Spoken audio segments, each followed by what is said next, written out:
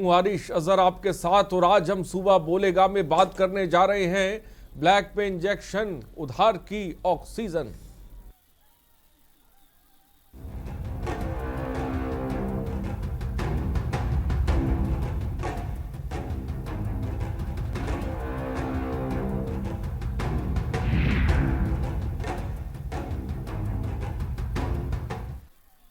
पूरे देश में कोरोना के नए वायरस को लेकर हाहाकार मचा है। हर तरफ लाशों का अंबार मामले की गंभीरता को बयां कर रहा है। ऐसे में सबसे दुखद बात जो सामने निकल कर आ रही है वो इंजेक्शन और ऑक्सीजन की भारी कमी। सबसे ज्यादा गंभीर स्थिति महाराष्ट्र और मध्य प्रदेश की है, लेकिन उत्तर प्रदेश के कई इलाके भी कोरोना बम के मुहाने पर जाकर खड़े हैं।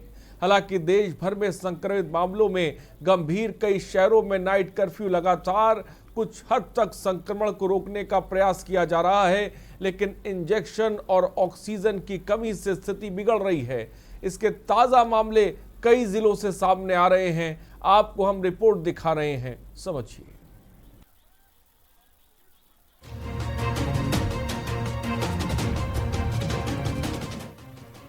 जहां एक और संक्रमण को रोकने के लिए कर्फ्यू और नाइट कर्फ्यू का सहारा लिया जा रहा है, वहीं ऑक्सीजन की कमी से खतरा बढ़ रहा है। बात की जाए मध्य प्रदेश की तो यहाँ के इंदौर में लोगों को न इंजेक्शन मिल रहा है न ऑक्सीजन। कांग्रेस नेताओं ने कलेक्टर मनीष सिंह से मुलाकात के दौरान शहर की स्थिति पर सरकारी व्यवस्थाओं को कटघरे में खड़ा किया। कलेक्टर ने आश्वासन दिया कि शुक्रवार को ही रेमडेसिविर की बड़ी खेप मिलने वाली है। ऑक्सीजन की कमी से 48 घंटे में सागर में 4, खरगोन में 1 कोरोना मरीज की मौत हुई है। ऑक्सीजन की कमी को पूरा करने के लिए राज्य सरकार ने भिलाई स्टील प्लांट से करार किया है। हर रोज प्लांट से 60 टन ऑक्सीजन की सप्लाई होनी है, लेकिन इस बीच पिछले 24 घंटे में पूरे एमपी में कोरोना से 27 मरीजों की मौत हो चुकी है। प्रदेशों की आपसी तकरार संक्रमित मरीजों की जान पर भारी पड़ रही है। तालमेल न होने के कारण ऑक्सीजन की कमी बढ़ती जा रही है। यहाँ तक कि सप्लाई करने वाले ठेकेदारों ने 48 घंटे के बाद ऑक्सीजन सप्लाई बंद करने का अल्टीमेटम दिया है, जिसके बाद स्थिति और भी भयावह हो गई है। ऐसा ही एक मामला बीते दिनों गोरखपुर के मेडिकल कॉलेज में देखा जा चुका है, जहाँ सप्लाई बंद हो जाने के कारण कई भर्ती मरीजों की जान चली गई है। इंदौर में रेमडेसिविर इंजेक्शन ब्लैक में बेचे जा रहे हैं। मेडिकल संचालक एक इंजेक्शन की कीमत 10,000 तक वसूल रहे हैं, वहीं दूसरे दिन आने पर यही कीमत 15,000 हो जाती है। दहशत इतनी है कि इंदौर के दवा बाजार में रेमडेसिविर इंजेक्शन के लिए लंबी लाइन है। हॉस्पिटल में बेड की किल्लत के बाद अब रेमडेसिविर के इंजेक्शन के लिए भी हाहाकार मची है। भीड़ इतनी कि धक्का मुक्की की स्थिति बन रही है। वैक्सीन की कमी को लेकर राहुल गांधी ने पीएम को पत्र लिखकर ट्वीट किया और वैक्सीन के निर्यात पर सवाल खड़े किए हैं। कोरोना काल में शामली में लापरवाही की हद देखने को मिली। सामुदायिक स्वास्थ्य केंद्र कांधला में कोरोना वैक्सीन का टीका लगवाने गई 3 वृद्ध महिलाओं को रेबीज का टीका लगा दिया गया।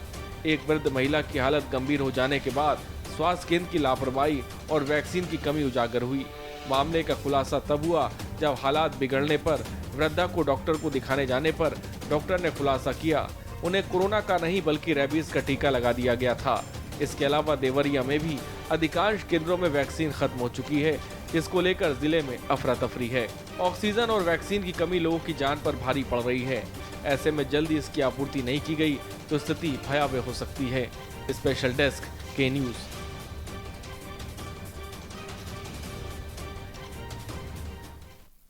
तो कोरोना से देश में लगातार हालात बिगड़ रहे हैं। कई जगहों पर वैक्सीन की कमी देखने को मिल रही है। मध्य प्रदेश की बात की जाए, रेमडेसिविर की ब्लैक मार्केटिंग की जा रही है। ऑक्सीजन नहीं है, उसके लिए लोग परेशान हैं। और हद तो तब हो गई है जब उत्तर प्रदेश में वैक्सीन की जगह रेबीज का इंजेक्शन लगा दिया जाता है। ये स्थिति हो गई है। आप सोचिए कि उत्तर प्रदेश तो सब में आगे निकल जाता है। आप सोचिए कि वैक्सीन की जगह रेबीज का टीका लगा दिया गया। यूपी की खबर यह है, लेकिन मध्य प्रदेश की तस्वीर इससे ज़्यादा कहीं बुरी है, जहां पर ऑक्सीजन को लेकर लोग तड़प रहे हैं, उन्हें ऑक्सीजन नहीं मिल रही है। रेमडेसिविर जो दवा होती है उसकी ब्लैक मार्केटिंग की जा रही है। 10,000 रुपये उसके वजन वसूले जा रहे हैं, 15,000 रुपये वसूले जा रहे हैं। पिछले 24 घंटे में 1,26,789 नए केस सामने आ गए हैं। 1 लाख के ऊपर मामला चल रहा है 24 घंटे में। स्वास्थ्य मंत्रालय के मुताबिक 685 की मौत हो गई है। एक्टिव केसों की संख्या बढ़कर आप सोचिए 9,10,319 हो गई है। मरने वाले लोगों की संख्या बढ़कर आप समझिए 1,66,862 हुई है। उत्तर प्रदेश में तेजी से कोरोना बढ़ रहा है और जिस तरह से कोरोना बढ़ रहा है उस तरह से व्यवस्थाएं भी चरमरा रही हैं। इसका अंदाज़ा देवरिया की उस खबर से लगाया जा सकता है जहां पर वैक्सीन नहीं है, ख़त्म हो गई है वैक्सीन। ये तस्वीरें हमने कई जगह से भी आपको दिखाई हैं। कई जगहों पर मध्य प्रदेश के बारे में बार बार मैं कह रहा हूँ जहाँ पर रेमडेसिविर जो है वो नहीं मिल पा रहा है उसका इंजेक्शन, वहाँ पर भी हालात बहुत ख़राब हैं। छत्तीसगढ़ में भी देखने को मिला जहाँ पर वैक्सीन की कमी देखने को मिल रही है। लोग वैक्सीन के लिए कह रहे हैं लेकिन वैक्सीन नहीं है। वहीं दूसरी तरफ 24 घंटे में 1 लाख से ज़्यादा मामले आ रहे हैं। यूपी के कई शहरों में कोरोना कर्फ्यू लगा दिया गया है। गाजियाबाद में रात 10 बजे से सुबह 5 बजे तक कर्फ्यू लगा दिया गया है। नोएडा में 10 बजे से सुबह 5 बजे तक कर्फ्यू लगा हुआ है। दिल्ली में 24 घंटे में कोरोना के 7,000 से ज़्यादा मामले हैं। दिल्ली में ही कोरोना वायरस के 7,043 नए मामले फिर से सामने आ गए हैं। यानी कि ये दूसरी लहर बहुत ज़्यादा ख़तरनाक है और ये दूसरी लहर हम कह सकते हैं कि फ्रांस और दीगर ममालिक में जब हमने देखा था कि कोरोना फैला था और स्थिति बद से बदतर होती जा रही थी, क्या हम उस स्थिति की तरफ बढ़ रहे हैं? अगर आने वाले वक्त में सही कदम नहीं उठाया गया तो ये स्थिति कितनी भयावह हो जाएगी। वो तस्वीर भी हमने आपको दिखाई जब शमशान घाट में टोकन सिस्टम चालू हो गया है। टोकन सिस्टम शमशान घाट में आप सोचिए वेटिंग लग गई है, इतनी ज़्यादा लाशें पहुंच गई हैं, ये स्थिति बन रही है। नंबर्स लगातार फ्लैश हो रहे हैं, आप कॉल कर सकते हैं, अपनी बात को रख सकते हैं। हमारे साथ कुछ गेस्ट जुड़ रहे हैं, उनसे आपका सबसे पहले तारुफ करा दें। हमारे साथ अनिल झा सपा नेता इस वक्त जुड़ गए। अनिल झा, आपका बहुत बहुत स्वागत है। डॉक्टर सूर्यकांत त्रिपाठी कोविड-19 इंचार्ज इस वक्त हमारे साथ जुड़ गए हैं। सूर्यकांत त्रिपाठी जी, आपका बहुत बहुत स्वागत है।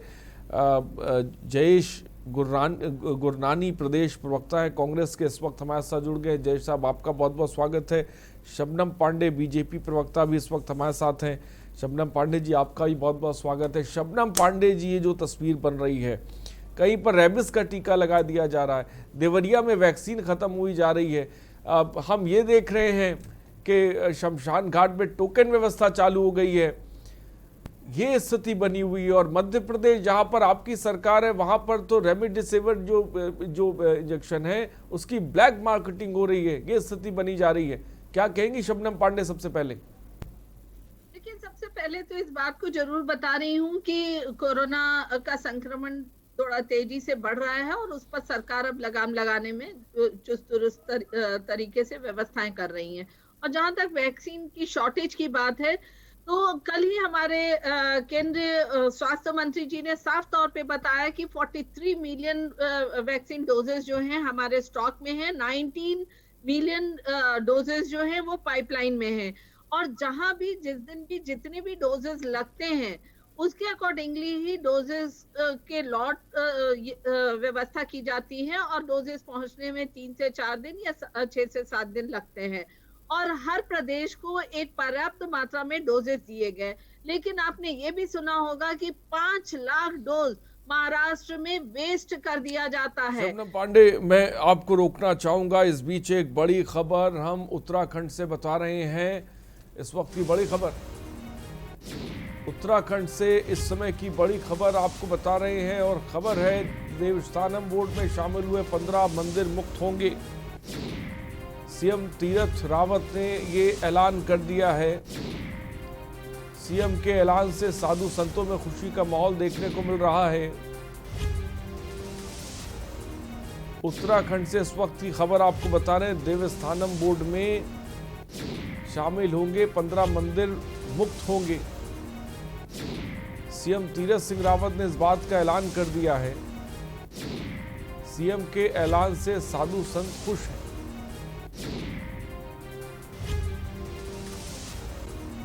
तो उत्तराखंड से ये खबर है।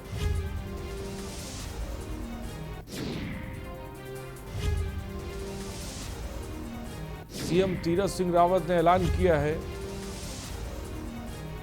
सीएम तीरथ सिंह रावत ने त्रिवेंद्र सिंह रावत के फैसले को पलट दिया। तीरथ सिंह रावत लगातार पूर्व मुख्यमंत्री के फैसले को पलट रहे हैं और इन सब के बीच एक खबर भी हम आपको बता रहे हैं।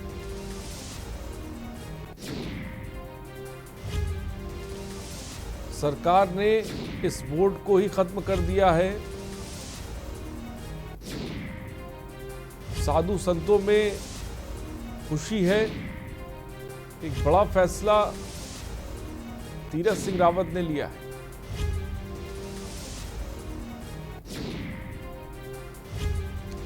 तो तस्वीरें आप देख सकते हैं, सीएम के ऐलान के बाद साधु संतों में खुशी का माहौल देखने को मिल रहा है। देवस्थानम बोर्ड अब खत्म कर दिया गया है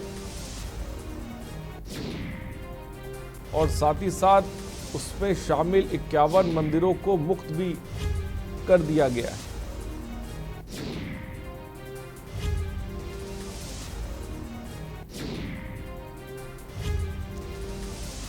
खबर इस वक्त आपको बता रहे हैं।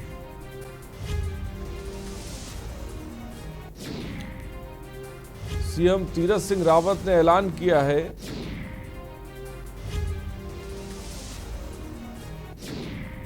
उत्तराखंड से इस वक्त की खबर आपको बता रहे हैं।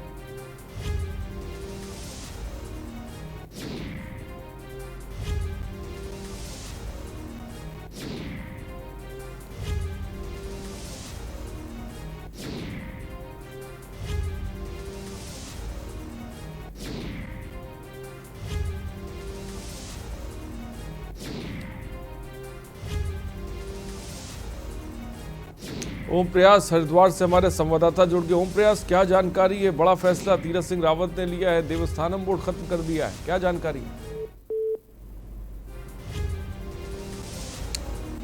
तो ओम प्रयास से शायद हमारा संपर्क टूट गया है,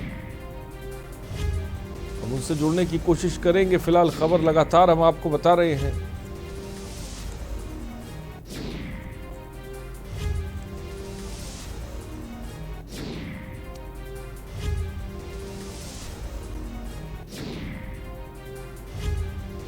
उत्तराखंड से इस वक्त की खबर, साधु संतों में खुशी की लहर है। ओम प्रयास एक बार फिर हमारे साथ जुड़ गए हमारे संवाददाता। ओम प्रयास, क्या जानकारी है? ओम प्रयास, क्या मुझे सुन पा रहे हैं आप? जी जी जी, जी। क्या जानकारी है आपके पास? देखिए, यहाँ पर सीएम तीरथ सिंह रावत ने एक बड़ा फैसला जिस फैसले के बाद जो सात सौ महात्मा है उनमें भी खुशी की लहर है। तो चीजें देखने वाली है कि लगातार जिस तरह से मंत्रियों के सीएम जो सीएम उत्तराखंड है या फिर कोई भी कैबिनेट मंत्री है लगातार हरिद्वार में उनके दौरे हो रहे हैं और इसी दौरे पर जो सीएम तीरथ सिंह रावत ने बहुत ही बड़ा फैसला लिया है। इस फैसले को लेकर कहीं ना कहीं देखने वाली बात यह है कि साधु संतों महात्माओं में भी खुशी की लहर है। जी, बड़ी वजह इसके पीछे क्या नजर आ रही है? देवस्थानम बोर्ड को में शामिल 51 मंदिर को मुक्त करना और इस बोर्ड को ही खत्म कर देना, इसके पीछे बड़ी वजह क्या नजर आई? देखिए, इसकी हम वजह की बात करें तो वजह की जिस तरह से हरिद्वार में महाकुंभ का आयोजन हो रहा है तो कहीं ना कहीं जिस तरह से कोरोना के साये में जो हरिद्वार का महाकुंभ हो रहा है उसके चलते जिस तरह से देरी से हरिद्वार का महाकुंभ शुरू हुआ है। 1 अप्रैल से हरिद्वार महाकुंभ का आगाज हुआ है। तो कहीं ना कहीं जो साधु संत महात्माओं में इस बात को लेकर नाराजगी, तो वहीं कहीं ना कहीं सीएम ने संत महात्माओं के पक्ष में यह फैसला लेकर कहीं ना कहीं जो संत महात्मा है उनमें भी खुशी की लहर है। वो उसका साफ सीधा कारण ये बताया जा रहा है कि इस तरह से कोरोना को लेकर हरिद्वार महाकुंभ पर छाए हुए हैं और 1 अप्रैल से महाकुंभ शुरू हुआ। हालांकि एक महाकुंभ जो है वो 1 जनवरी शुरू होना था। तो कहीं ना कहीं संत महात्माओं को खुशी देने के लिए ये जो फैसला लिया गया है। तो संत महात्मा को खुशी देने के लिए ये फैसला लिया गया है। फिलहाल बहुत बहुत शुक्रिया ओम प्रयास हमसे जुड़ने के लिए और तमाम जानकारी देने के लिए। तो खबर इस वक्त आपको बता रहे हैं, सीएम तीरथ सिंह रावत का बड़ा ऐलान और इस फैसले को लेकर साधु संतों में भी खुशी है। एक तरफ हम ये भी देख रहे हैं कि उत्तराखंड में कोरोना के भी ज़बरदस्त मामले देखने को मिल रहे हैं। फिलहाल इन सब के बीच खबर। और चलिए हम अपनी चर्चा की तरफ आगे बढ़ते हैं, जिसके बारे में आज हम बात कर रहे हैं। जिस तरह से स्थिति जो है वो लगातार गंभीर होती जा रही है। शबनम पांडे जी, जल्दी से अपनी बात को पूरा करें। मैं ये बता रही थी कि वैक्सीन के डोज की कहीं कोई कमी नहीं है। कल ही केंद्रीय मंत्री जी ने कहा है कि 43 मिलियन वैक्सीन का स्टॉक अभी भी है। 19 मिलियन वैक्सीन जो है पाइपलाइन में है, अन्य प्रदेशों में भेजा जा रहा है। और वैक्सीन के अचानक जो अस्पतालों में कमी की बात हो रही है वो इसलिए हो रही है कि जब से उत्तर प्रदेश के मुख्यमंत्री योगी आदित्यनाथ जी ने वैक्सीन लगाया, लोग और कोरोना का संक्रमण बहुत तेजी से जब बढ़ा तो लोगों का कहीं ना कहीं लोगों ने वैक्सीन की तरफ अचानक भारी संख्या में रुख करना शुरू कर दिया है। और उससे पहले जो है वैक्सीन की रफ्तार लगाने की रफ्तार कम थी। उसकी वजह चाहे ये भी हो सकता है कि कुछ विपक्ष के नेताओं ने अनर्गल बयानबाजी करके वैक्सीन लोगों के मन में शंका रखी थी, पर मुख्यमंत्री जी ने जैसे ही वैक्सीन लगाया तो लोगों का भरोसा बढ़ा और वैक्सीन लेने वालों की संख्या में बढ़ोतरी शबनम हुई। पांडे जी, देवरिया में वैक्सीन खत्म होने की खबर है, छत्तीसगढ़ में वैक्सीन की कमी है, एमपी में भी ये देखने को मिल रहा है। राहुल गांधी ने तो ट्वीट किया है, आप पार्टी के विधायकों ने भी बात कही कि भाई आप दीगर मुल्कों में वैक्सीन भेजने, पहले अपनी जरूरत को तो पूरा करें, उसके बाद आप मदद करिए। देखिए, अभी भी स्टॉक में हमारे पास 43 मिलियन वैक्सीन है, तो इसलिए हमारी जरूरत के अनुसार तो वैक्सीन हमारे पास स्टॉक में है। 19 मिलियन रास्ते में है, तमाम प्रदेशों में पहुंच रहा है। देखिए, लगातार राहुल गांधी जी बोलते हैं, लेकिन अगर देखा जाए तो केंद्रीय मंत्री स्वास्थ्य मंत्री ने पूरे लिस्ट जारी किया जिसमें किस प्रदेश को कितना वैक्सीन गया और साथ में किस प्रदेश में कितना वैक्सीन वेस्ट हुआ। आप देखिए महाराष्ट्र कितने अव्वल इस पे हैं कि 5 लाख वैक्सीन डोजेज वो बेकार कर देते हैं। इस वेस्टेज पे अगर राहुल गांधी जी बयानबाजी करें तो निश्चित तौर पे वो शोभा देगा, लेकिन इस कोरोना वक्त में भी, इस वैश्विक महामारी के वक्त में भी अगर राहुल गांधी जी इस नकारात्मक राजनीति का रुख करते हैं तो ये एक विपक्ष, इतने कमजोर विपक्ष की चिंता सताती है सत्ता को भी। ठीक है अनिल झा, क्या कहेंगे आप?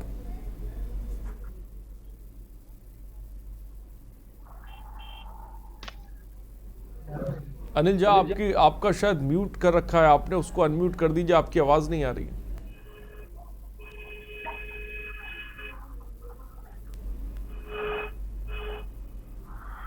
जी अनिल झा बोलें।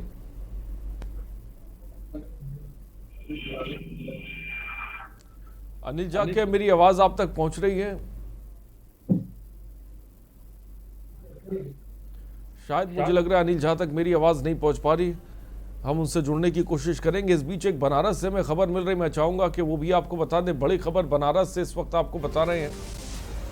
शहर में स्थित बीएचयू में कोरोना का कहर देखने को मिल गया है। बीएचयू के 2 दर्जन डॉक्टर कोरोना की चपेट में आ गए हैं। बीएचयू हो, केजीएमयू हो, तमाम जगहों पर डॉक्टर्स भी कोरोना संक्रमित हो रहे हैं। शहर में तेजी से पैर पसार रहा है कोरोना, और ये तब देखने को मिल रहा है जब तमाम डॉक्टर्स को वैक्सीन के दोनों डोज भी लगे हुए हैं। बीएचयू में कोरोना का कहर, बीएचयू के 2 दर्जन डॉक्टर कोरोना की चपेट में आ गए हैं। 24 डॉक्टरों के संक्रमित होने से हड़कंप मच गया है। शहर में तेजी से कोरोना पैर पसार रहा है।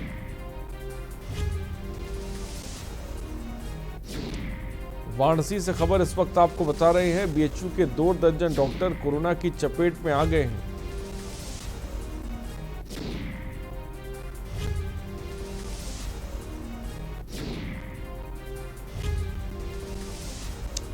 खबर इस वक्त आपको बता रहे हैं। और इस बीच सतपाल झांसी से एक दर्शक हमारे साथ है। सतपाल, आप क्या कहना चाहते हैं? मैं ये कहना चाहता हूँ कि जिस प्रकार जो है 10 वर्ष जो है बुंदेलखंड वासियों ने सतपाल जल्दी से बोले। होगा, क्या सरकार ने कुछ ऐसे इंतजाम किया कि अगर ऐसी स्थिति आती है तो उनको ये मतलब कष्ट ना भोगना पड़े?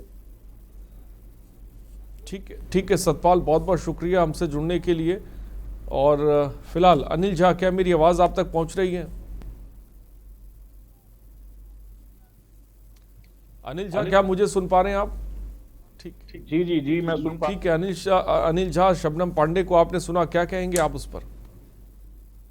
अब शबनम पांडे जो हैं वो भारतीय जनता पार्टी की प्रवक्ता हैं प्रदेश में उनकी सरकार है और डबल इंजन की सरकार है, तो उनसे तो उम्मीद यही है कि वो सरकार की बखान करेंगे और जो सरकार की कमियां हैं, भारतीय जनता पार्टी के शीर्ष नेतृत्व की जो कमियां हैं उनको छुपाएंगी और बड़ी बड़ी बातें यहाँ पे आके टीवी चैनल पे बैठ के करेंगी। सच्चाई से मुंह मोड़ना और सच्चाई से भागना भारतीय जनता पार्टी की ये एक तरह से जो है। सच्चाई आप ही बता दीजिए। हेलो, हाँ, सच्चाई आप बता दीजिए अनिल झा। सच्चाई अर्ची भाई ये है कि कोरोना महामारी दोबारा जिस हिसाब से आया है उस हिसाब से बहुत ही भयंकर, जो पिछले साल 2020 में हुआ था उससे कई गुना जो तादाद है बढ़ने की, और साथ साथ में जो डेथ रेट है, मरने की जो प्रतिशत है वो कहीं ज्यादा है। शहर में अगर हम लोग उत्तर प्रदेश की बात करें तो उत्तर प्रदेश में लखनऊ शहर में कोई भी हॉस्पिटल में बेड खाली नहीं है, वेंटिलेटर नहीं है। आपने स्मशान की स्थिति आपकी चैनल ने बताया है कि वहां भी वेटिंग लगा हुआ है। जहां तक वैक्सीन की बात है तो वैक्सीन की सप्लाई सिर्फ उत्तर प्रदेश में ही नहीं है, भारत के अन्य शहरों में, अन्य स्टेटों में भी है। जो महाराष्ट्र है, दिल्ली गवर्नमेंट भी मांग रही है, महाराष्ट्र गवर्नमेंट भी मांग रही है। भारतीय जनता पार्टी की डबल इंजन की सरकार जिस जिस प्रदेश में है, चाहे मध्य प्रदेश हो, चाहे उत्तर प्रदेश हो, चाहे बिहार हो, चाहे आपके गुजरात हो, हर जगह वैक्सीन की मारामारी है। और ये सब बातें आपके मीडिया चैनल के द्वारा टेलीविजन पे धीरे धीरे आने लगा है। बजाय इन सब की व्यवस्था करने के हमारे प्रदेश के मुख्यमंत्री और देश के यशस्वी प्रधानमंत्री जी बजाय इस महामारी पे फोकस करने के चुनावी जनसभा में, रैलियों में बिजी हैं। गृह मंत्री आदरणीय प्रधानमंत्री जी गाइडलाइन जारी करते हैं कि अगर आप कार में बैठ के अकेले जाएंगे, मास्क नहीं लगाएंगे तो आपको जुर्माना पड़ेगा। हाईकोर्ट सुप्रीम कोर्ट का आदेश है। लेकिन गृह मंत्री जी चुनावी सभा में जाएंगे तो बिना मास्क के जाएंगे और बिना मास्क के भाषण देंगे। लाखों करोड़ों लोगों को बुला के वहां पे डिस्टेंस जो है कितना मेंटेन किया जा रहा है, ये मीडिया चैनल पे देश की जनता देख रही है। सच्चा ठीक है अनिल झा, आपकी बात आ गई। मैं चाहूंगा जयेश गुरनानी प्रदेश प्रवक्ता है कांग्रेस के, उनकी बात आ जाए। जयेश गुरनानी, आप क्या कहेंगे? राहुल गांधी ने तो ट्वीट भी किया है वैक्सीन को लेकर और कई जगहों से खबर भी आई वैक्सीन की कमी को लेकर, क्या प्रतिक्रिया है आपकी? क्या मेरी आवाज आ पा रही? जी, आपकी आवाज आ रही है, बोलिए। सबसे पहले तो मैं मेरी बात की शुरुआत दुष्यंत कुमार जी के शेर से करना चाहूंगा कि कहां तो चिराग मयस्सर था हर एक घर के लिए, कहां तो चिराग मयस्सर था हर एक घर के लिए, और कहां चिराग मयस्सर नहीं आज पूरे शहर के लिए। आज यही हालत पूरे मध्य प्रदेश की हो चुकी है। सरकार ने निरंतर रूप से यह वादे किए, निरंतर रूप से यह जुमले फेंके गए, निरंतर रूप से घोषणाओं के तीर चलाए गए कि कोई भी ऑक्सीजन की कमी नहीं है, रेमडेसिविर की कमी नहीं है, बेड की कमी नहीं है। परंतु आज यदि कोई कोरोना संक्रमित हो जाता है तो उसे बेड नहीं मिलता है, यदि बेड मिल जाता है तो उसे रेमडेसिविर इंजेक्शन नहीं मिलती है, यदि रेमडेसिविर इंजेक्शन मिल जाती है तो उसे ऑक्सीजन नहीं मिलती है, यदि ऑक्सीजन भी मिल जाती है तो उसे वेंटिलेटर नहीं मिलता है, और यदि वेंटिलेटर मिल जाता है तो डॉक्टर सही समय पर उपचार करने नहीं आता है। और यदि यह सब कुछ भी हो जाता है तो फिर उस कोरोना संक्रमित को, उसके परिवार को मिलता है 5 लाख का, 6 लाख का, 7 लाख का बिल, जिसे भरते भरते उसकी पूरी जमा पूंजी नष्ट हो जाती है। इस प्रकार की अमानवीय और अराजक रूप से सरकार जो है वह मध्य प्रदेश में चल रही है। जो शबनम जी हैं उन्होंने बड़े बड़े आंकड़े तो बोल दिए, उन्होंने यह कह दिया कि 14 मिलियन और 9 मिलियन रेमडेसिविर हमारे पास हैं, परंतु हमारे इंदौर के ही विधायक संजय शुक्ला जब 5000 रेमडेसिविर मांगने पहुंचते हैं तो 5000 रेमडेसिविर नहीं दिए जाते हैं, वह ब्लैंक चेक लेकर पहुंचते हैं, परंतु उसके बाद भी उन्हें किसी भी एक भी रेमडेसिविर नहीं दिया जाता है। इस प्रकार की अराजक और निरंकुश सरकार जो है वह मध्य प्रदेश में कार्यरत हो चुकी है। ठीक है, मैं चाहूंगा कि हमारे संवाददाता गणेश तिवारी भी इंदौर से। गणेश, एमपी में इंदौर में खासकर क्या तस्वीर देखने को मिल रही है? हम देख रहे हैं कि रेमडेसिविर वहाँ पे नहीं है, उसकी ब्लैक मार्केटिंग हो रही है। ऑक्सीजन के लिए ऑक्सीजन की भी जो है किल्लत बहुत ज़्यादा महसूस की जा रही है। राज्य सरकार ने भिलाई स्टील प्लांट से करार किया ऑक्सीजन की कमी को लेकर। क्या स्थिति इस वक्त मध्य प्रदेश में बनी हुई है? क्योंकि हमें लगातार हम तस्वीरें देख रहे हैं जहां पर ऑक्सीजन को लेकर मारामारी है, रेमडेसिविर को लेकर मारामारी है। क्या स्थिति है, आप बताएं। गणेश, आपकी आवाज नहीं आ रही है, अनम्यूट करिए।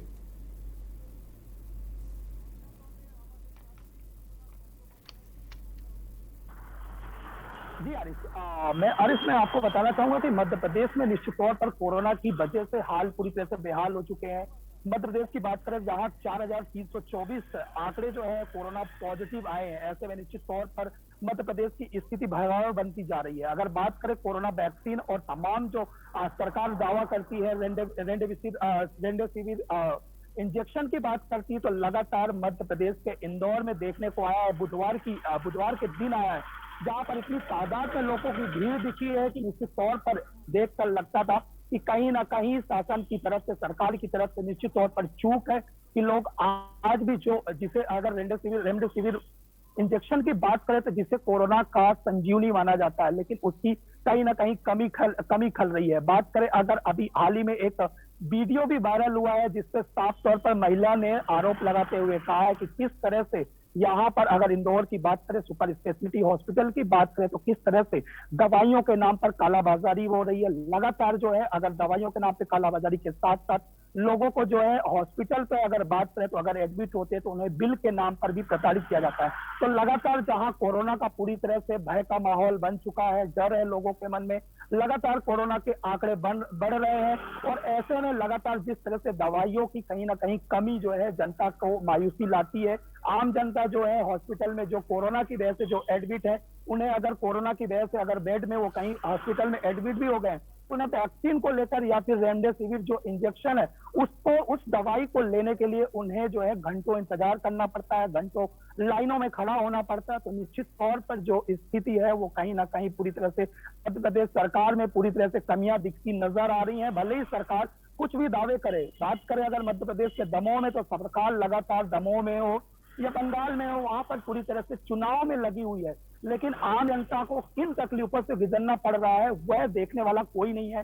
बात करें यहाँ इंदौर की बात करें, अभी हाल ही में एक वीडियो वायरल हुआ है जिससे 2 पुलिसकर्मी एक व्यक्ति को मार रहे हैं मास्क न पहनने के नाम से। भले ही वो अपराधी किस्म का आदमी है, लेकिन मास्क न पहनने को लेकर इस तरह प्रताड़ित करना कहीं ना कहीं एक तरह से एक बार फिर सवाल खड़ा करता है कि इस तरह से अमानवीय व्यवहार जो है करना बेहद ही गलत है और इस तरह का व्यवहार नहीं किया जाना चाहिए। जी आरिफ, तो भयावह स्थिति साफ तौर पे मध्य प्रदेश में देखने को मिल रही है, जिसके बारे में साफ तौर पे गणेश हमारे संवाददाता इस वक्त बता रहे हैं। फिलहाल रुकते हैं छोटे से ब्रेक के लिए, हम जल्द हाजिर होंगे और डॉक्टर सूर्यकांत त्रिपाठी जी से सवाल लेंगे। फिलहाल रुकते हैं छोटे से ब्रेक के लिए।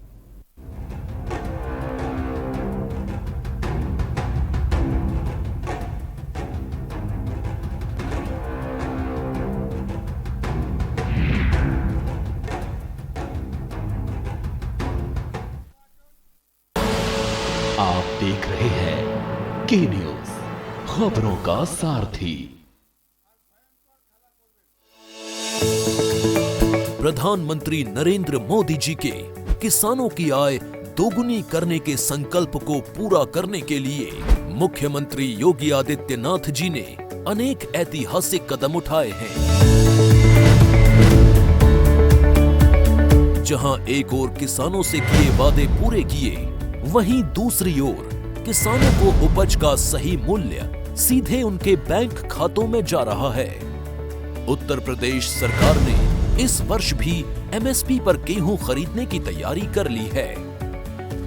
गेहूं की बिक्री के लिए किसान भाई खाद्य एवं रसद विभाग के पोर्टल पर पंजीकरण करवाएं। किसानों की सुविधा के लिए टोकन की व्यवस्था की गई है। गेहूं की खरीद भारत सरकार द्वारा तय मानकों पर की जाएगी।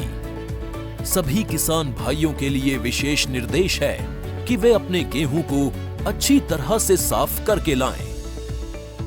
गेहूं की अच्छे से मड़ाई व उसाई कराएं। वह किसान पंखे से धूल मिट्टी को दूर करें। छलने की मदद से कंकड़ पत्थर अलग करके गेहूं बिक्री के लिए क्रय केंद्र पर लाएं। किसानों की खुशहाली के लिए उत्तर प्रदेश सरकार सदैव प्रयासरत है। किसानों के साथ योगी सरकार। खुदी को आजमाया है तो ये अंदाज आया है, खुदी को आजमाया है तो ये अंदाज आया है। तुम में भी मैं हूं, शुद्ध प्लस पान मसाला। आप देख रहे हैं के न्यूज, खबरों का सारथी।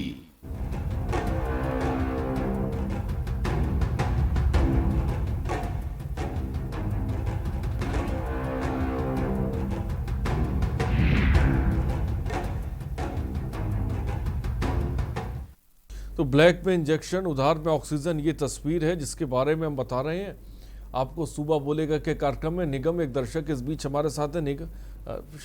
निगम से हमारा संपर्क टूट गया। फिलहाल बहुत बहुत शुक्रिया हमारे साथ जुड़ने के लिए। नंबर्स फ्लैश हो रहे हैं। आपका किसी तरह का कोई सवाल है तो आप सुबह बोलेगा कार्यक्रम में पूछ सकते हैं। डॉक्टर सूर्य कुमार त्रिपाठी कोविड-19 इंचार्ज हैं, इस वक्त सीधे उनके पास चल रहे हैं KGMU में। डॉक्टर सूर्यकांत त्रिपाठी जी, मौजूदा वक्त में जो मध्य प्रदेश में हम हालात देख रहे हैं, KGMU में आप हैं, लगातार खबरें भी आ रही हैं, डॉक्टर्स भी संक्रमित निकल रहे हैं, लेकिन देवरिया से खबर हमारे पास आई जहां पर वैक्सीन की किल्लत हो गई है, लोग वैक्सीन नहीं मिल पा रही है। मैं आपसे जानना चाहूँगा किस तरह की इस वक्त ज़मीनी स्थिति है, हॉस्पिटल्स के क्या हाल हैं, किस तरह के लोग को दिक्कतें हो रही हैं, इसके बारे में बताएं। ये बात तो सही है। साल के शुरुआत में हम ये मान चुके थे कि कोविड काफी कुछ कंट्रोल हो गया है। केसेस भी अगर हम देखें फरवरी के पहले सप्ताह में, तो केसेस जो है वो 8000 से नीचे आ गए थे प्रतिदिन की अगर हम बात करें, और मोर्टेलिटी जो है वो काफी मिनिमल हो गई थी, बिल्कुल नगण्य हो गई थी जिसको हम कहते हैं। तो एक तरफ हमारा वैक्सीनेशन प्रोग्राम रोल आउट हो रहा था, दूसरी तरफ हमारे केसेस कम हो रहे थे। तो जनता को, हम सभी को, सरकार को, पब्लिक को, चिकित्सकों को, सबको ये लगा कि अब कोरोना जो है वो बाय बाय हो गया, अब कोरोना हमारा जो है वो फ्री हो गए हम। लेकिन अचानक क्या हुआ कि एक तो हमने लापरवाही ले ली कि अब तो भाई वैक्सीन आ गई और वैक्सीन विल टेक केयर, हमारा तो कोई रोल है नहीं। तो हमने जो कोविड एप्रोप्रिएट बिहेवियर होता है, यानी मिलने पे नमस्ते करना, हाथ धोना, मास्क लगाना और 2 गज की दूरी बनाना, ये बिल्कुल हमने समाप्त कर दिया, पहली बात। और दूसरी बात, जो हमारा कोविड की वैक्सीन आई उस पर भी सवालिया निशान लग गए, और जब वैक्सीन पर सवालिया निशान लगे तो एक पब्लिक परसेप्शन गया कि भाई वैक्सीन से पता नहीं फायदा होगा कि नहीं होगा, कहीं नुकसान ना हो जाए, वैक्सीन हमें फायदा करेगी नहीं करेगी। मैं उसकी राजनीति में नहीं जाना चाहता कि किस तरह की टिप्पणी की, लेकिन एक परसेप्शन गया। तो वैक्सीन में बहुत जो एग्रेसिव और एक्टिव रोल होना चाहिए था पब्लिक पार्टिसिपेशन का, वो नहीं हुआ। तो एक तरफ हमारा जो कोविड एप्रोप्रिएट बिहेवियर था वो खत्म हो गया, और दूसरी तरफ हमने जिस स्पीड से अपना वैक्सीनेशन प्रोग्राम रोल अप करना था वो नहीं हो पाया। उसके कारण कोविड को एक मौका मिल गया, और जो लड़ाई हमारे देश में एक तरफ हार चुका था कोरोना लड़ाई और हम जीत की कगार पे पहुंच गए थे, उस कोविड ने हमें दोबारा ट्रांसमिशन, अपनी जो सीरीज है, ट्रांसमिशन की चेन है, वो दोबारा खड़ी कर ली। और हुआ क्या कि इस बार जो देखने में आ रहा है वो ये देखने में आ रहा है कि जो इसकी ट्रांसमिशन की चेन है वो पिछले बार से 3-4 गुना ज्यादा है। पिछली बार जहां केसेस को डबल होने में टाइम लगता था, 1 महीने से ज्यादा टाइम लगता था, इस बार तो 62 दिन में 8000 से और 1 लाख पहुंच गया। तो आप कह सकते हैं कि 7-8 गुना एकदम जो है वो 2 महीने के अंदर फैल गया, बहुत स्पीड से फैल गया। अब सामने हमारे समस्या है कि अब जाकर हम जग पाए हैं, अब जाके जनता को भी समझ में आ रहा है कि हमसे चूक हो गई, और हम एक्सेप्ट करते हैं सबसे चूक हुई है, हम सभी से चूक हुई है कि हमने लापरवाही की है, हमको एक्सेप्ट करना चाहिए। अब जहां तक वैक्सीन की अवेलेबिलिटी बात है, प्रोडक्शन तो हमारा जारी है। खुशखबरी ये है कि अगले महीने प्रोबेबली 2 वैक्सीन और आ रही है, एक जायडस कैडिला की जाइकोव वैक्सीन और आ रही है। इसके अलावा डॉक्टर रेडीज जो है वो रशिया की एक स्पुतनिक जो वैक्सीन है उसको भी रोल आउट कर रहा है, तो वो भी हमारी शुरू हो जाएगी। हमें नहीं लगता है कि आने वाले समय में वैक्सीन की कोई कमी रहेगी। एक बात जरूर मैं कहूंगा कि वैक्सीन इस समय अमृत के समान है, वैक्सीन बहुत प्रेशियस है, रुपया, पैसा, चांदी, सोना, हीरे जवाहरात से ज्यादा कीमती है, तो कृपया इसको वेस्टेज ना करें। मैं देखूंगी नेशनल लेवल पे करीब वैक्सीन का वेस्टेज है वो 6% है, हमारे उत्तर प्रदेश में देखें तो ये करीब 11% है। सूर्यकांत त्रिपाठी जी, आपने अच्छी बात की, आपने कहा कि स्टॉक में वैक्सीन है, लेकिन आखिर MP में ऐसा क्या हो गया कि वहां पर ऑक्सीजन की कमी हो गई? हम आपको तस्वीरें भी दिखा रहे हैं, आप देख सकते हैं रेमडेसिविर की ब्लैक मार्केटिंग होने लगी, वहाँ पे लाइन लगने लगी। छत्तीसगढ़ में हम देख रहे हैं वैक्सीन वहाँ पे कम हो गई है, लेकिन यहाँ पे ये स्थिति क्यों बन रही है जब अगर हमारे पास स्टॉक में है तो दूसरी जगहों पर जब संक्रमण के मामले अभी उस तादाद में नहीं पहुंचे जैसे MP में है, और जैसे ही लोग बाहर निकले वैक्सीन के लिए या उन तमाम दवाओं के लिए जिससे थोड़ा सा जिसे कह सकते हैं कोरोना पे लगाम लगाई जा सकती है, तो वो तो उसकी ब्लैक मार्केटिंग होनी शुरू हो गई है। सुन लीजिए, देखिए 2020 की आप थोड़ा मेडिकल तथ्य भी जानिए। 2020 की जो रिपोर्ट आई है, रेमडेसिविर ने कोई रामबाण काम नहीं किया है। रेमडेसिविर जो है वो बहुत अच्छी दवा साबित नहीं हुई है। कोई भ्रम ना रहे कि रेमडेसिविर होगी तो वो अमृत मिल जाएगा और जिंदा हो जाएंगे। रेमडेसिविर की जो इंटरनेशनल आउटकम आया है डिफरेंट ट्रायल्स में और डिफरेंट यूज करने के बाद, वो बहुत अच्छा नहीं है। सीवियर केसेस में, वेरी सीवियर केसेस में रेमडेसिविर काम नहीं करती है, केवल मॉडरेट केसेस में काम करती है। तो रेमडेसिविर पे केवल निर्भर हो जाना ये ठीक बात नहीं है। रेमडेसिविर का तो प्रोडक्शन ही इतना नीचे चला गया था, अब दोबारा डिमांड जा रही है तो दोबारा प्रोडक्शन कंपनीज कर रही हैं, नेचुरल सी बात है। लेकिन और भी इलाज के तरीके होते हैं, अर्ली डायग्नोसिस हो जाए, ऑक्सीजन समय पे मिल जाए, वेंटिलेटर समय पर मिल जाए, ये स्ट्रेटेजी ज्यादा काम करती है बनस्पत की रेमडेसिविर की। मैं चिकित्सक होने के नाते ये आपको गारंटी देता हूं। तो बहुत, और रेमडेसिविर बहुत महंगी दवा है। उत्तर प्रदेश में हमने जो माइल्ड केसेस हैं, जो एसिम्प्टोमेटिक केसेस हैं, होम आइसोलेशन के केसेस हैं, 6 अगस्त 2020 को उत्तर प्रदेश सरकार ने, पहली सरकार है देश में जिसने जो आइवरमेक्टिन है उसके लिए जियो जारी किया और बहुत से लोगों की जान आइवरमेक्टिन से बची है। मैं आज तक, हम सभी चिकित्सक आइवरमेक्टिन की प्रोफाइलेक्सिस ले रहे हैं, अभी भी ले रहे हैं। तो हमारी सस्ती दवा है, बहुत आसानी से उपलब्ध है, 20 कंपनियां बनाती हैं, कोई शॉर्टेज नहीं है। इस दवा को बड़े पैमाने पर प्रयोग करना चाहिए और रेमडेसिविर बहुत अच्छी दवा साबित नहीं हुई है, ये 2020 ने बता दिया है।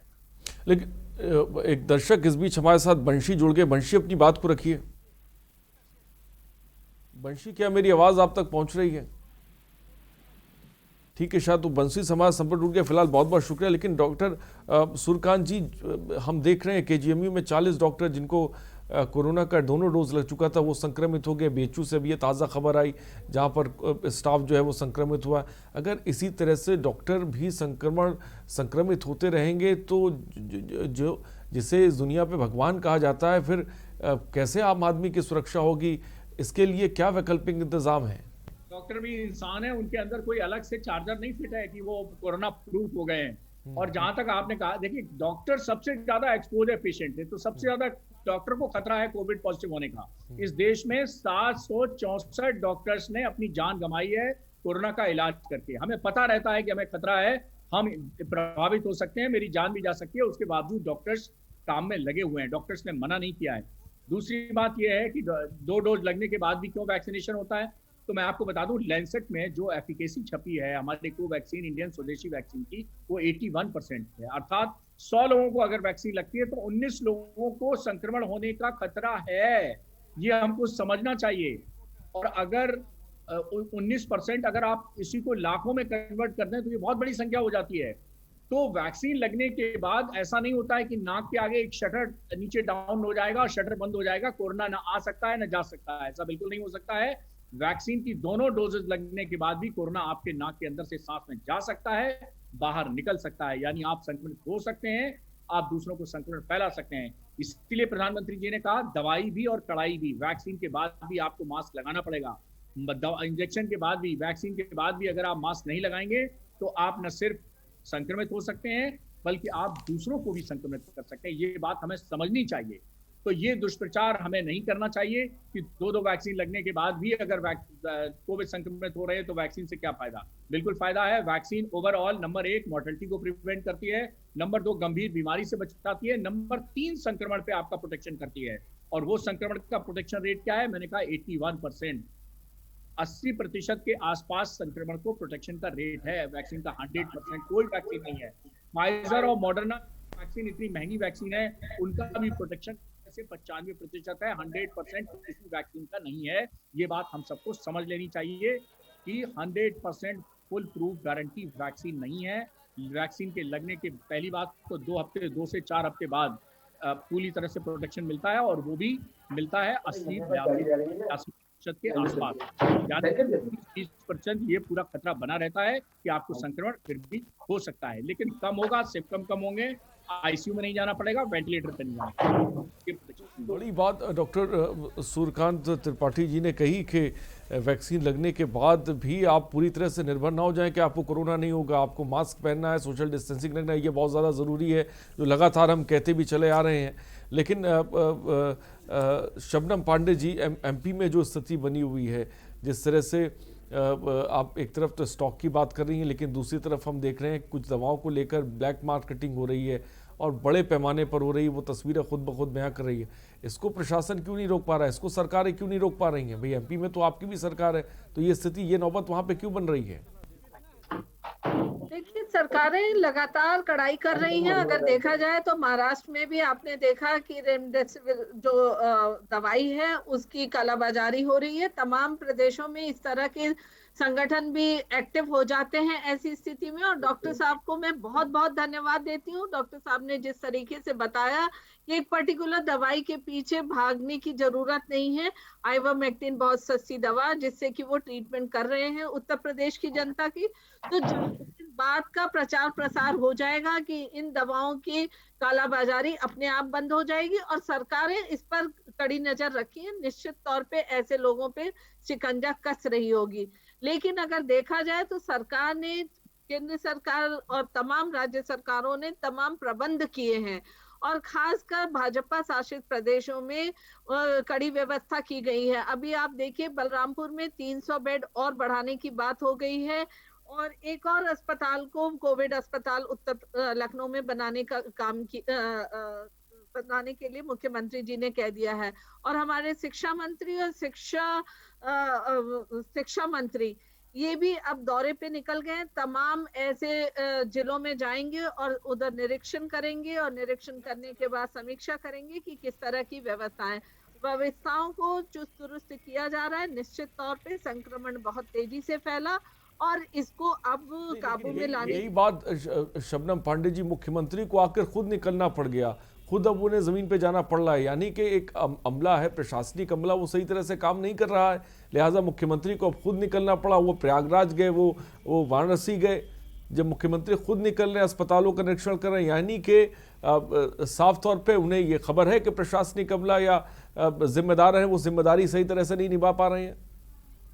ऐसे नहीं कहेंगे, क्योंकि देखिए कहीं ना कहीं हमारे प्रशासनिक व्यवस्था, चाहे वो डॉक्टर्स हों, पुलिस हों, जो भी हमारे फ्रंट लाइन वॉरियर्स हैं, वो 24 घंटे दिन रात हमारे देश की जनता की जान बचाने के लिए के जद्दोजहद में लगे हुए हैं। लेकिन उसके बावजूद जब कोई इस तरीके का संक्रमण तेजी से बढ़ता है तो व्यवस्थाओं को सुनिश्चित करने के लिए, उनके मनोबल को मजबूत करने के लिए, उस जहां कमियां रही हैं समीक्षा करके उन कमियों को भरपूर करने के लिए मंत्रीगण को भी धरातल पर आना ही चाहिए। और यही एक सबसे बड़ी जिम्मेदारी सरकार की भी होती है। सरकार भी अपनी जिम्मेदारी निभा रही है और जगह जगह पे जहां पे अच्छे काम हो रहे हैं उस पीठ थपथपाने की भी कार्रवाई हमारे मंत्रीगण ही करेंगे। तो हम प्रशासन को दोष नहीं दे सकते। निश्चित तौर पे कहीं हीला हवाली भी हुई होगी तो उसको भी चुस्त दुरुस्त किया जाएगा। पर सरकार ने हर व्यवस्थाओं को पे अपनी नजर बनाने के लिए दौरा शुरू किया है और जल्दी ही जनता को राहत भी मिलनी शुरू हो जाएगी। राकेश इस बीच एक दर्शक है। राकेश, क्या कहना चाहेंगे आप? गंगानगर से राकेश हैं, बोलिए। सर, मैं राजेश बागड़िया बोल रहा हूँ। मेरा प्रश्न ये है डॉक्टर साहब से कि क्या कोविड लगाने के बाद कितने दिनों तक बुखार रहता है? ठीक है, डॉक्टर सूर्यकांत त्रिपाठी जी, एक दर्शक राकेश जुड़े हुए, उनका कहना है कि अगर किसी की कोविड हो जाता है तो उसके कितने दिनों तक बुखार रहता है? देखिए, ऐसा है कि सामान्यतः जो बुखार है वो 1 सप्ताह के अंदर पूरी तरह से ठीक हो जाता है। अगर 1 सप्ताह के बाद भी बुखार रहता है और ऑक्सीजन सैचुरेशन डाउन होता है तो हमें जांच करनी पड़ती है कि क्या कारण है। लेकिन जो ज्यादातर केसेस हैं उसमें 2 से 7 दिन के अंदर फीवर ठीक हो जाता है। अगर कोई ऐसा रोगी आपके पास है जिसका 1 सप्ताह के बाद भी बुखार नहीं ठीक हुआ है और ऑक्सीजन का स्तर गिर रहा है तो विशेषज्ञ की जरूरत है। किंग जॉर्ज मेडिकल यूनिवर्सिटी या मतलब किसी टर्शियरी हॉस्पिटल की आवश्यकता पड़ेगी। तो उम्मीद है आपके सवाल का जवाब अब तक पहुंच गया होगा। जयेश गुरनानी, जो बात शबनम पांडे ने कही उसको लेकर क्या कहेंगे आप? देखिए, सरकार की जो व्यवस्था है वह पूरी तरीके से चरमरा चुकी है। कोरोना संक्रमण ने मध्य प्रदेश में एक विकराल रूप धारण कर लिया है। रेमडेसिविर इंजेक्शन कहीं पर भी उपलब्ध नहीं हो पा रही है और रेमडेसिविर इंजेक्शन की जो ब्लैक मार्केटिंग चल रही है उस पर सरकार की मौन स्वीकृति है। मैं पूछता हूं कि सरकार आखिर उन रेमडेसिविर माफियाओं पर रासुका की कार्रवाई क्यों नहीं करती है? आखिर यह रेमडेसिविर इंजेक्शन जो है यह गरीबों को मुफ्त में उपलब्ध क्यों नहीं कराई जाती है? आखिर यह जो अस्पताल हैं यह इतने अधिक क्यों राशि एक आम आदमी से वसूल कर रहे हैं, इसकी एक उचित दर क्यों नहीं निर्धारित की जाती है? इन सब पर सरकार मौन है। सरकार जो है वह चुनाव प्रबंधन में तो बहुत अच्छी है, परंतु आपदा प्रबंधन में पूरी तरीके से विफल है। और जैसे कि डॉक्टर साहब ने जो एक बात कही कि रेमडेसिविर इंजेक्शन जो है वह काफी ज्यादा आवश्यक नहीं है, तो मैं यह कहना चाहूंगा, भले ही रेमडेसिविर इंजेक्शन ज्यादा आवश्यक ना हो, परंतु ऑक्सीजन तो सबसे ज्यादा आवश्यक है। और आज मध्य प्रदेश में ऑक्सीजन सिलेंडर की भी कमी हो गई है, ऑक्सीजन सिलेंडर की भी कालाबाजारी की जा रही है। इस प्रकार से कैसे यह मध्य प्रदेश जो है कोरोना संक्रमण से उभरेगा, मुझे तो यह समझ नहीं आता। और मैं शबनम जी से भी यही निवेदन करूंगा कि यह जो मुद्दा है यह जनहित का मुद्दा है, तो इसे जनहित की दृष्टि से देखा जाए। और मेरे स्वर में स्वर मिलाते हुए आप भी सरकार से निवेदन करें कि वह पूर्ण व्यवस्था हर एक आम नागरिक को उपलब्ध कराएं। यह कोई राजनीतिक मुद्दा नहीं है, यह एक जनहित का मुद्दा है। और हम सबको, शिवराज जी हमारे जो मुख्यमंत्री हैं, उनसे हमें पूछना होगा कि जुबान तो खोल, नजर तो मिला, जवाब तो दे। जुबान तो खोल, नजर तो मिला, जवाब तो दे। शिवराज मामा, आपने इस मध्य प्रदेश की जनता को कितनी बार लूटा, जरा हिसाब तो दें। ठीक है, मैं आऊं प्रकाश। इस बीच एक दर्शक हमारे साथ है कुरुक्षेत्र। चंद्र प्रकाश, क्या कहना चाहेंगे आप? खान भाई नमस्ते। जी नमस्कार, बोलिए। मैं ये कहना चाहता हूँ कि आज से लगभग 1 साल पहले की बात है, जब ये कोरोना फैला था, उस समय मेरे को थोड़ी सी हार्ट की प्रॉब्लम ज्यादा हो गई थी खान साहब। तो मैं जिस हॉस्पिटल में मेरा ऑपरेशन हुआ था, उसी हॉस्पिटल के डॉक्टर से मैं मिला, तो डॉक्टर ने देखते ही पहचान लिया। तो सारा कुछ चेक करने के बाद कहने लगे, बोले आप कोरोना का टेस्ट करा लीजिए। मैंने कहा जी मैं तो घर से बाहर ही नहीं निकला, और मैं बुजुर्ग आदमी, मैं घर से बाहर किस लिए जाऊंगा? नहीं, आपको कोरोना टेस्ट कराना पड़ेगा। मैं ये कहना चाहता हूँ कि इस प्रकार से जबरदस्ती लोगों के ऊपर थोपा जा रहा है कोरोना टेस्ट। और उसके बाद जब मैंने रिपोर्ट देखी तो मेरे जो है ना प्लेटलेट्स और जो है ना हीमोग्लोबिन कम था, जिसकी वजह से मेरे को प्रॉब्लम हो रही थी। तो मैं आपके चैनल के माध्यम से ये कहना चाहता हूँ कि केंद्र सरकार जो कर रही है वो बिल्कुल आम नागरिक के लिए कर रही है, इसमें कोई दो राय नहीं है। परंतु हमारे नेता 100 करोड़ की उगाही में लगे हुए हैं और फिर दोष देते हैं केंद्र सरकार को कि केंद्र सरकार हमें इंजेक्शन नहीं दे रही। वो कह रहे हैं कि स्वास्थ्य मंत्री कह रहे हैं महाराष्ट्र के कि हमें जो है ना वैक्सीन उपलब्ध नहीं कराई जा रही, और शरद पवार कह रहे हैं कि केंद्र सरकार महाराष्ट्र सरकार के साथ बड़ा सहयोग कर रहा है। तो मैं ये कहना चाहता हूँ ये दोगलेपन के जो बयान है ना, इनके ऊपर भी खान साहब पाबंदी लगनी चाहिए, और आप जैसे सक्षम चैनल को चाहिए कि उस पर भी एक मुहिम चलाए ताकि इनके। ठीक है चंद्र प्रकाश जी, बहुत बहुत शुक्रिया। खैर बयान तो हर तमाम जगह से तमाम पार्टियों की तरफ से दिए जा रहे हैं। फिलहाल हमारे साथ गणेश तिवारी हमारे संवाददाता भी हैं। गणेश, जैसा कि हम देख रहे हैं और सुन भी रहे हैं, तस्वीरें भी हमारे सामने हैं, आखिर वो लोग जो ब्लैक मार्केटिंग कर रहे हैं मध्य प्रदेश में, जो आपदा को अवसर बनाने में तुले हुए हैं, क्या उन पर किसी तरह का कोई एक्शन लिया जा रहा है प्रशासन की तरफ से? कोई कार्रवाई हो रही है? ऑक्सीजन सिलेंडर की बात की जाए, वो क्या स्थिति वहां पे बनी हुई, क्या उसकी भी ब्लैक मार्केटिंग हो रही है? हाँ देखिए आसिफ, सबसे पहली बात बता दूं कि जब भी कोई बीमारी विकराल रूप लेती तो निश्चित तौर पर उस पर कहीं ना कहीं कालाबाजारी सामने आती है। और यही वजह है कि मध्य प्रदेश में और समूचे देश में जिस तरह से कोरोना एक भयावह रूप ले लिया है, तो निश्चित तौर पर अब जो वैक्सीन, इस पर जो भी इंजेक्शन उपयोगी होते हैं, उनकी भी कालाबाजारी मध्य प्रदेश में चालू हो गई है। निश्चित तौर पर इस बात को किसी तरह से हम झुठला नहीं सकते हैं कि इन दवाइयों की कालाबाजारी नहीं हो रही है, और कालाबाजारी हो रही है।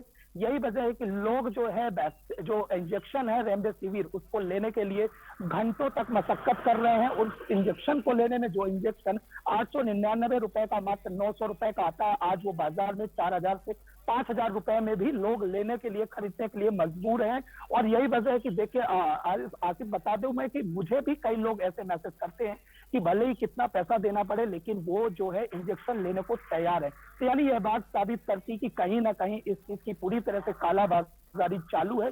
लोग मजबूर हैं, लोग जो है। क्यों है रेमडेसिविर को डॉक्टर साहब कह रहे हैं कि वो इतनी कारगर नहीं है, वैक्सीनें हमारे पास है, कुछ और दवाओं का भी उन्होंने जिक्र किया, लेकिन आखिर ऐसा क्यों है कि लोग रेमडेसिविर के पीछे भाग रहे हैं?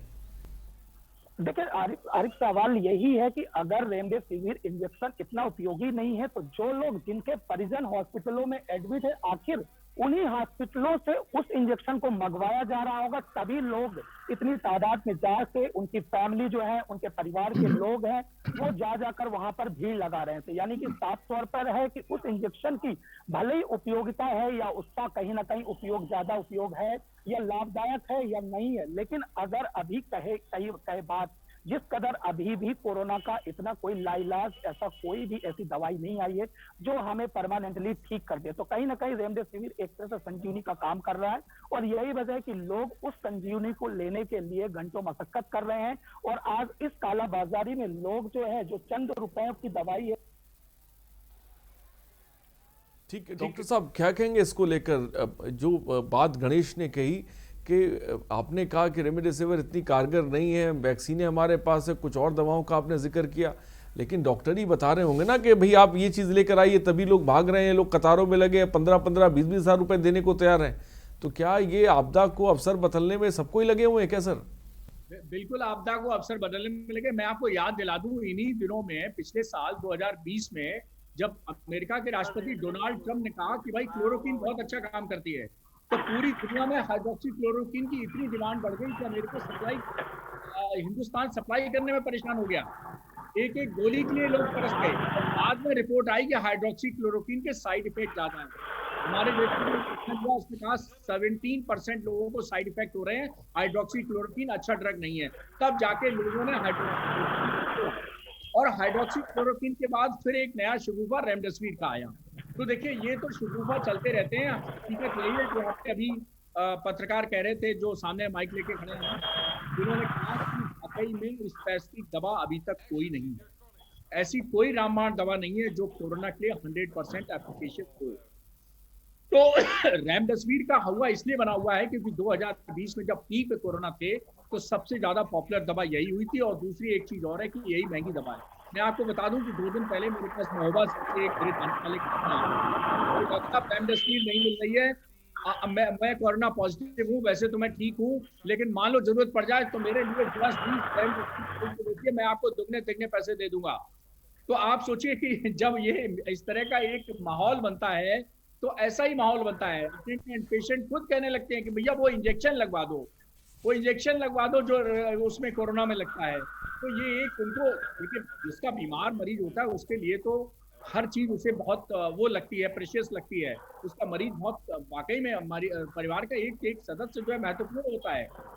और इसीलिए पब्लिक जो है वो पीछे इसके भाग रही है। लेकिन जैसा अभी कांग्रेस के प्रवक्ता कह रहे हैं तो मैं उनसे बिल्कुल सहमत हूँ। जरूरत इस समय है ऑक्सीजन की सप्लाई पूरी तरह की जाए। जरूरत कैपेसिटी बिल्डिंग की है कि आईसीयू में और खोले जाएं। जरूरत इस समय ये है कि हमें वेंटिलेटरी फैसिलिटी और दी जाए। जरूरत इस समय है कि हमें टेस्टिंग और बढ़ाई जाए। जरूरत इस समय है कि हम अर्ली स्टेज को लाके और ट्रीटमेंट करते हैं। जितना अर्ली स्टेज पर ट्रीटमेंट करेंगे, जितना बढ़िया हम अर्ली स्टेज में आइवरमेक्टिन जो सस्ती दवा है, आसानी से उपलब्ध है, पिछले 40 साल से दुनिया में किसी और स्टेज में है, इस दवा के भी मिल चुका है। इतनी वंडरफुल ड्रग है, लेकिन हम उसको पूरा भी इस्तेमाल नहीं कर पा रहे हैं। उसको बहुत बड़े पैमाने पे हमने की है और उसका लाभ भी मिला है उत्तर प्रदेश को, कि देश के बड़ा प्रदेश होने के नाते भी, 24 करोड़ की जनसंख्या होने के नाते भी बहुत सारे प्रदेशों को इसने कोरोना कंट्रोल करके अच्छी स्थिति को। ठीक है, आशीष इस बीच एक दर्शक कानपुर से। आशीष, आप क्या कहना चाहेंगे? और मैं ये कहना चाहता हूँ, पहली बात तो जो कोविड वैक्सीन लग रही है ये 45 साल तक लोगों को लग रही है, लेकिन 45 साल तक उत्तर प्रदेश के अंदर जो परसेंटेज है लोगों का, अभी तो उन्हीं को लगेगा, उसके आगे चरण में जो लगेगा।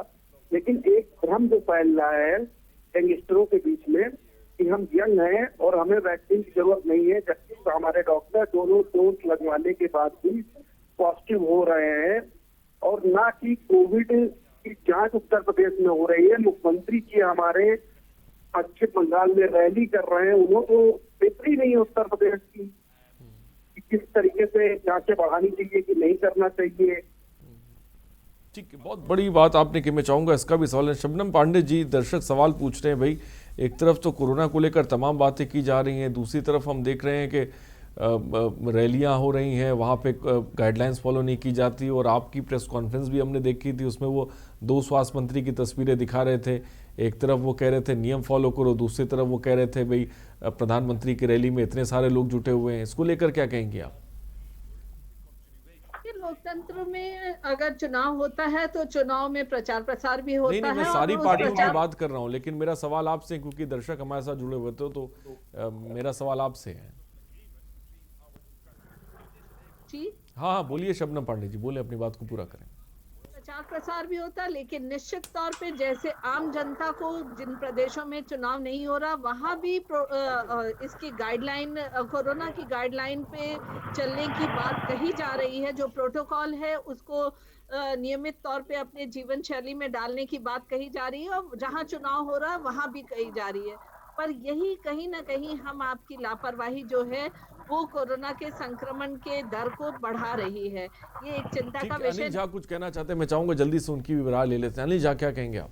को चुनाव से हम दूर नहीं देख सकते हैं। अर्शी अगर चुनाव भाई, आयोग मैं को ऐसा लगता है कि हाँ चुनाव नहीं कराना है, क्योंकि इसमें किसी एक राजनीतिक दल की बात नहीं है, सभी राजनीतिक दल चुनाव में उतरते हैं और चुनाव में जाते हैं। अभी तो देखिए किसान आंदोलन होने पे ठीक है, आपकी बात आ गई। अनिल झा कुछ कहना चाहते हैं, वक्त की थोड़ी सी कमी है। अनिल झा जल्दी से बोले। कह रहे हैं आप? पंचायत, ठीक है, होगा, याद करके जितना आई थी आप। लगाने की उन्हें कोई जरूरत नहीं थी, बिल्कुल बिल्कुल बिल्कुल बिल्कुल काल में, पर उन्होंने पंचायत लगाया और देखिए संक्रमण कितनी हाँ, तेजी से उत्तर बिल्कुल, प्रदेश में कितनी तेजी से फैला फैल है। गए। और जिस तरीके बिल्कुल सही के बात। वैक्सीन को लेके बयान एक बड़े नेता ने सपा के दिए, ये कितनी लापरवाही और गैर जिम्मेदाराना हरकत अरे आप सपा के नेता के बयान को छोड़िए, अपने नेताओं को बयान को देखिए। जरूरी है।